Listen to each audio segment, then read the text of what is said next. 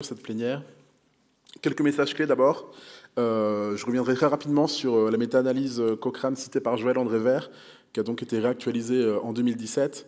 Joël-André Vert a évoqué les différents bénéfices apportés par l'utilisation d'outils d'aide à la décision pour le patient. Je rajouterai que l'analyse de plus de 100 études n'a pas montré d'effet indésirable en termes de résultats de santé auprès de ces patients. D'autres éléments importants qui ont aussi été évoqués rapidement pendant la discussion, c'est qu'effectivement, la prise de décision partagée n'est pas adaptée à toutes les situations. Il s'agit, comme l'évoquait France Légaré en 2003, de situations pour lesquelles les évidences scientifiques disponibles au sujet de différentes options indiquent des risques et des bénéfices, entraînant l'absence de préférence claire du médecin à l'égard de ces options. C'est important de le rappeler. Et autre chose qu'il est important de rappeler, c'est que le médecin doit valider a priori l'ensemble des options proposées et il n'a pas à proposer une option pour laquelle il n'est pas d'accord.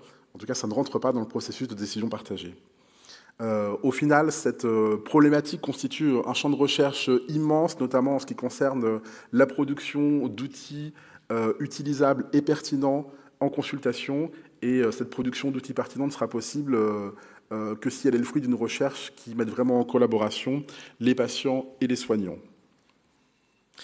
Quelques brèves références également pour ceux d'entre vous qui pourraient être intéressés pour aller un petit peu plus loin. Deux sites de médecins généralistes particulièrement intéressants, celui du docteur Blanc, qui a constitué une synthèse francophone sur cette thématique qui est vraiment d'excellente qualité et très complète.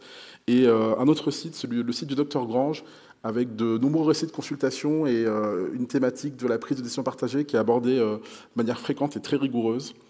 Le site de la Mayo Clinique qui fait vraiment partie des institutions précurseurs sur cette problématique. Le document de la HS évoqué tout à l'heure et qui date de 2013 et donc la méta-analyse Cochrane de Stacy qui a été remise à jour en 2017. Pour terminer, donc une courte définition du site de la Mayo Clinique justement qui explique bien un petit peu tout ce qu'on a évoqué tout à l'heure et je voulais juste insister sur la dernière phrase de cette définition. Le processus de décision, de prise de décision partagée demande le meilleur du système de soins, du médecin et du patient, et de ce fait reste un idéal. Je voulais donc remercier nos 4 intervenants pour avoir tenté pendant cette heure et demie de nous faire marcher vers cet idéal.